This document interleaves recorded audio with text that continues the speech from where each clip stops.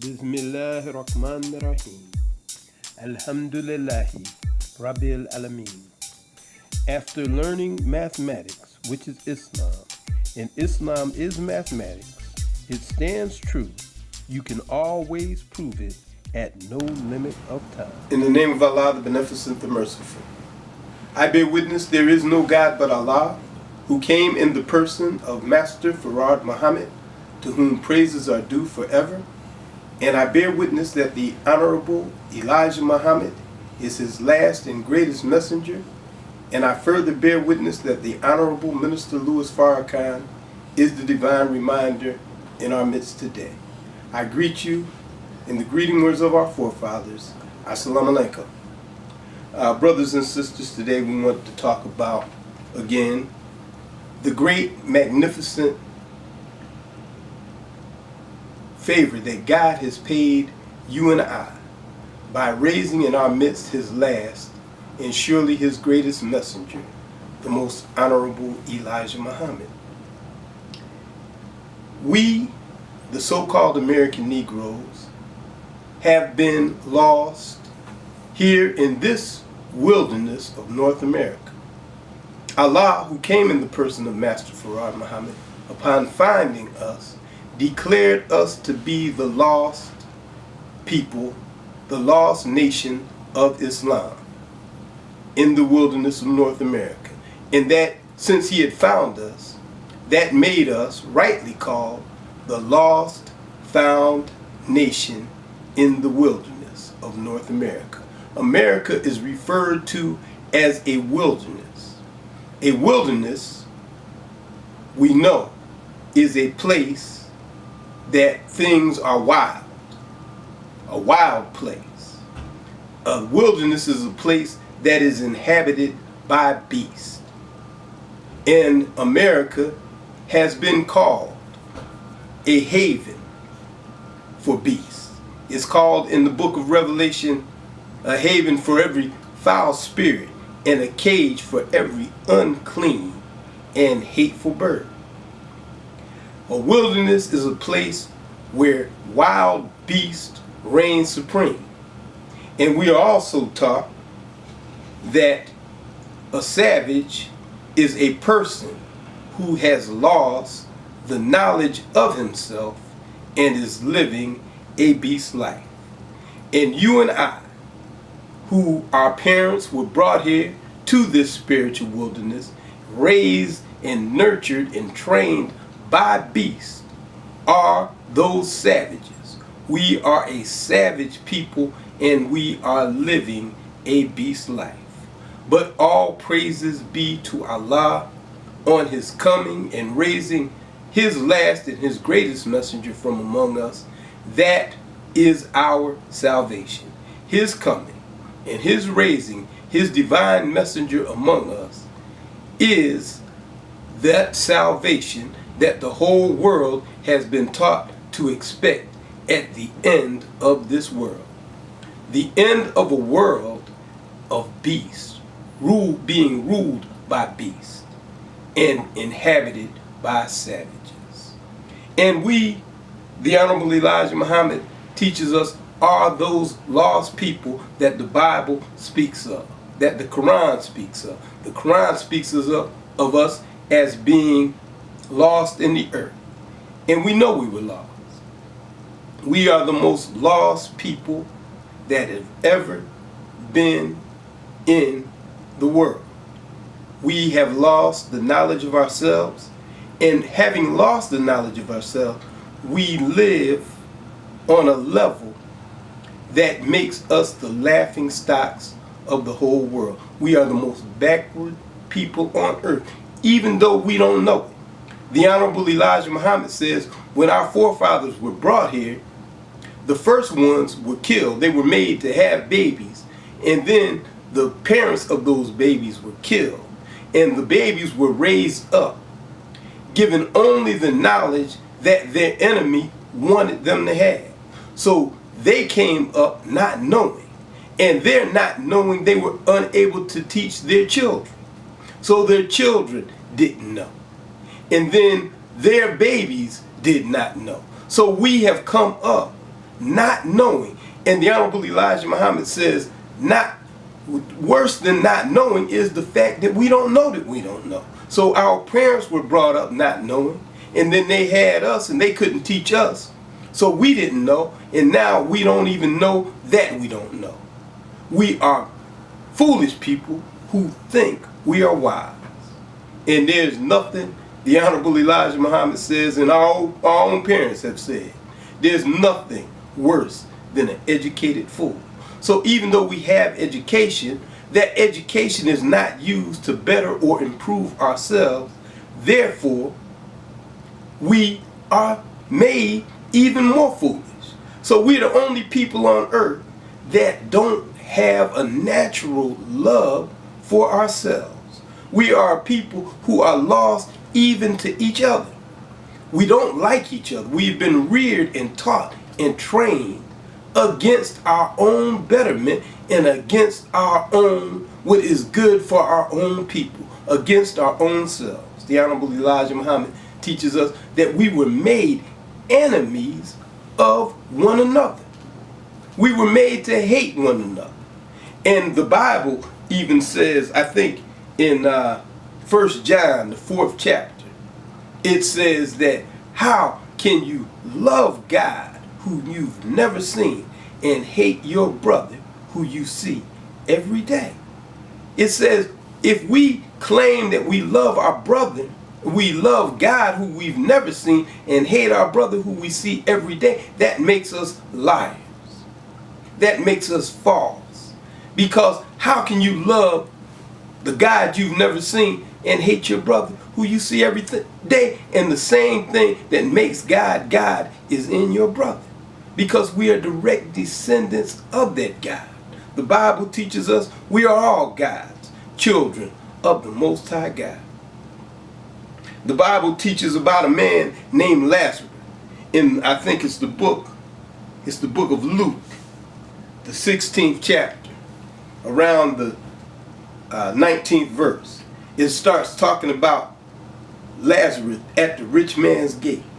It says this man Lazarus was content to lie at the rich man's gate and beg for the crumbs that fell from the rich man's table. And no matter how badly the rich man treated poor Lazarus, Lazarus just stayed at the rich man's gate begging for the crumbs. And it says that the rich man let the dog out, and the dog would come and lick the sores of Lazarus. That means that every people that used to worship us, every people, they bring all these different people to America, and they wax rich off of our sores, our lack of unity, our lack of brotherhood enables other people to get rich off of us. So they bring people from India here, and they set up businesses in the black neighborhood, and they wax rich. They're able to employ their cousins, their uncles, their aunts, their family members, and they extract the wealth from our community and take it to their community and make their community rich. They're able to take our nickels and dimes and do things for their own self, educate their children, build up their communities. But we haven't been able to build up ours. We built up the community of the Jews. We built up the community of the Koreans. We built up the communities of the Arabs. We built up the community of the the Chinese. Everybody is able to come to America and wax rich off of our ills, off of the fact that we hate and despise one another. And that's why the death of our brother, I must talk about the death of our brother Nipsey Hussle and what he was trying to do. This is a man who, I can't say he was a follower of the Honorable Elijah Muhammad, but what he was trying to do in our community out in Los Angeles was definitely inspired by the teachings of the Honorable Elijah Muhammad. There's not one of us, I don't care how far removed we may think we are from the teachings of Islam, there's not one of us who have not been affected by the work of this great man. And what the ideas that Nipsey Hussle was trying to implement in the black community of Crenshaw is absolutely the teachings of the Honorable Elijah Muhammad. Because a lot of times we come up, we get a little money, and the first thought that we have is to move out of the hood. We can't wait to get a little money so we can get away from our brothers and sisters. But this was not the thinking of Nipsey Hussle. Nipsey Hussle was investing the money that he was getting out of the hip hop and putting it back into the community. He had started a STEM institute, started a business incubator. He was seeking ways to educate people on investing in the black community, establishing jobs, establishing enterprise, establishing institutions in the black neighborhoods to educate and employ our own people. He was trying to find a way to get people stimulated into the ideas of the AI, artificial intelligence, and the Silicon Valley, the computer age, bringing us up into the new technology, the modern technology that would allow us to function in the new economy that is now coming up. Because most of us are not being educated in the way of the future. Manufacturing job, that's out the window. Those things aren't coming back. Automation is taking over. So we must get in line with the new technology. And who is going to educate us in that? We're not getting that kind of education in the public school system. The public school system has failed black America. Most of our children are graduating from high school and they can't read the diploma, that the words on the diploma that they're getting. So this man was trying to reinvest his money back into the black community. And this is an idea that, quiet as it's kept, is dangerous. Now, I don't know what was behind this man's death, but at very least, it stems from our hatred of one another. We don't have the proper love for one another. Those of us who are making money, we seek to get away from our community, and those of us who don't have any money, we're trying to take it from the ones who are working hard. So all of this is working against our rise. We must rise together as a people. We must, the Honorable Elijah Muhammad teaches us, we must unite our nickels and dimes. He did that with the Nation of Islam. What the Nation of Islam is not that the Nation of Islam is what's going to rise us up, but the ideas or the example that the Honorable Elijah Muhammad used in building the Nation of Islam will build a whole lost found nation, which is all of us. The Nation of Islam is not something that you and I can join. It's not something that we join. You are already a member of the Nation of Islam. It's just, are we going to function on the level of brothers and sisters? Are we going to rise to that level as a nation? And the Bible teaches us that this is what the enemy's plan is, to keep us from being a nation. Read the 83rd chapter of Psalms. It says, the wicked have taken crafty counsel against the righteous, and they have said, come, let us deal wisely with them, that we might cut them off from ever being a nation. This is the downfall of the black man and woman of America. This is what the Honorable Elijah Muhammad was trying day and night for over 40 years to teach us, that we are actually a nation within a nation. And the only thing that is required for us to get up out of the miserable condition that we're in is that we unite together as a nation. And this is also what scares and petrifies our enemies. Do you wonder what is it that keeps them at our throats so hard? Why do they hate us so much? They brought us over here. They went 9,000 miles, got our slave forefathers, brought them here to this wilderness, enslaved them, beat them, robbed them, and now they have the nerve to hate us. Why? It's not hatred just for hatred's sake. It's hatred out of fear. They fear our unity. They fear that 50 million people might come together and work in one accord. Just imagine if black people just one day just stood up in unity.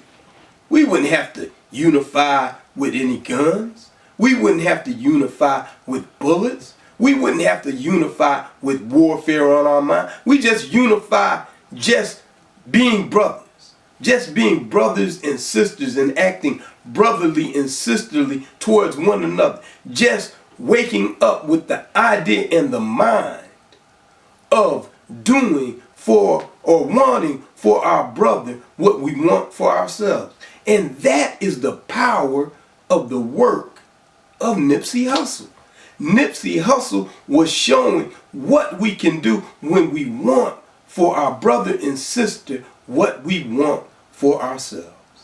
The Honorable Elijah Muhammad has taught us that the duty of a civilized man is to teach the uncivilized who are savage.